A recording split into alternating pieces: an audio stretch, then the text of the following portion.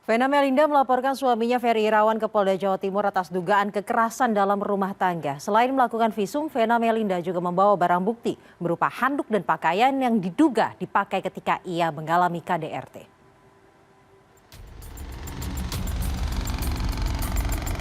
Vena Melinda melaporkan suaminya Ferry Irawan atas dugaan kekerasan dalam rumah tangga di Polda Jawa Timur. Usai melaporkan kasus kekerasan, di kalangan awak media beredar foto Vena Melinda yang berlumuran darah di bagian hidung dan mulutnya. Kasubdit Renakta Polda Jatim, AKBP Hendra Eko Triyulianto menyatakan Vena Melinda mengalami luka di bagian hidung akibat ditekan menggunakan kepala oleh Ferry Irawan. Motif dari kasus KDRT pasangan selebritis ini adalah kesalahpahaman antara suami istri hingga terjadi cekcok. Polisi juga menyatakan sebelum kejadian KDRT yang dilaporkan, Vena Melinda sering mendapatkan kekerasan secara fisik dari suaminya. Untuk motif, ada kesalahpahaman keluarga suami istri. Cekcok ya? Cekcok. Kalau dari keterangan korban, si terlapor sering melakukan ancaman atau kekerasan ke korban. Senin sore, Vena Melinda telah selesai menjalani pemeriksaan. Sementara pemeriksaan terhadap terlapor Ferry Irawan masih berlangsung. Barang bukti dari kasus KDRT ini adalah sebuah handuk dan pakaian Vena Melinda. Polisi juga sudah memeriksa 4 orang saksi, diantaranya petugas hotel di tempat kejadian perkara. Sebelumnya, setelah menjalani pemeriksaan medis, Ferry Irawan Senin siang kembali menjalani pemeriksaan di Gedung Direktorat Reserse Kriminal Umum Polda Jawa Timur. Ferry bungkam saat ditanya wartawan terkait tuduhan kekerasan yang dialamatkan kepadanya. Kasus kekerasan ini terjadi pada Minggu pagi saat keduanya berlibur dan menginap di salah satu hotel di Kediri.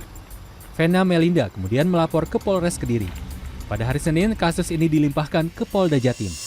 Penyidik belum menetapkan status Ferry Irawan sebagai tersangka. Polisi masih berupaya melakukan mediasi agar kasus ini bisa diselesaikan secara kekeluargaan. Tim Liputan CNN Indonesia. Peringatan bagi siapa saja yang mengajak anak-anak ke wahana air agar jangan melepaskan perhatiannya kepada sang bocah. Di Pati, Jawa Tengah, 2 bocah kakak beradik tewas tenggelam saat bermain di wahana air. Sementara itu, seorang pelajar di Kabupaten Tuban, Jawa Timur tewas tertimpa tiang gawang besi di lapangan futsal. Gawang besi non-permanen itu ambruk saat digunakan korban untuk pull up.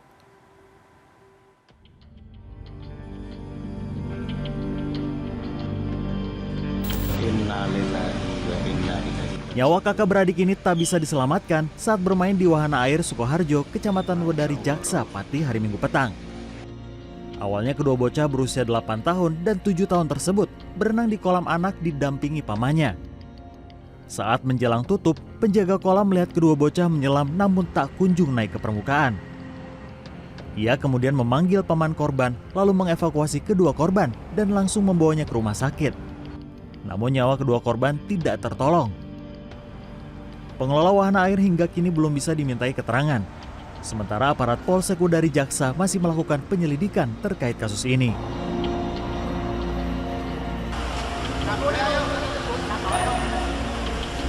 Inilah detik-detik upaya penyelamatan Adi Priyo Santoso, warga Desa Tegalagung, Kabupaten Tuban, Minggu malam. Siswa kelas 12 SMK negeri ini terluka parah akibat terjatuh saat melakukan pull up pada tiang gawang. Korban terjatuh dengan posisi kepala terbentur lantai dan gawang ikut ambruk menimpa kepala korban.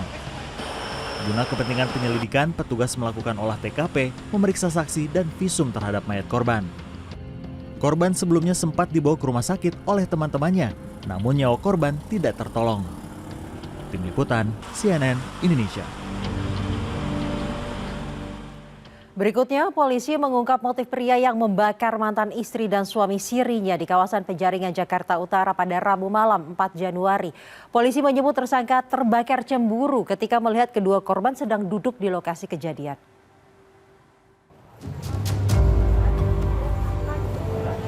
Inilah MR, tersangka pelaku pembakaran mantan istri dan seorang pria teman dekatnya di bantaran Kali Jelambar Aladin, Pejagalan Penjaringan, Jakarta Utara pada Rabu malam 4 Januari. Dalam rilisnya pada Senin siang, Kapolsek Penjaringan Kompol Probandono Bobi Danuardi menyatakan pria 43 tahun yang bekerja sebagai kernet angkot ini awalnya terbakar cemburu ketika melihat kedua korban sedang duduk di lokasi kejadian. Lalu pada Rabu 4 Januari pukul 7 malam, tersangka yang sudah membeli bensin di dalam kantong plastik menyiram kedua korban lalu menyulut dengan korek api. DW, korban perempuan, lantas menceburkan diri ke kali. Begitu pula SB, korban laki-laki yang ikut menceburkan diri untuk memadamkan api di tubuh istri sirinya. DW selamat, tetapi ia menderita luka bakar 86% dan hingga kini masih dirawat di Rumah Sakit Cipto Mangunkusumo, Jakarta Pusat.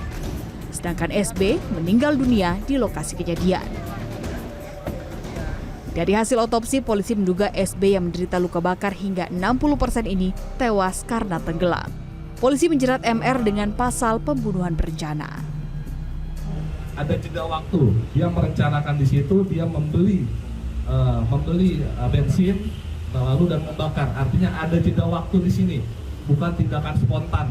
Jadi dia sudah merencanakan, makanya kita kenakan pasal pembunuhan berencana. Jadi semenjak saya kerja jualan Cikarang ya,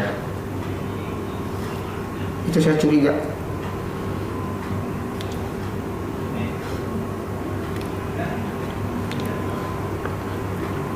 Istri saya jalan sama dia. Itu belum pisah. Dari tersangka, polisi menyita barang bukti kantong plastik dan korek api. Tim Liputan, CNN Indonesia.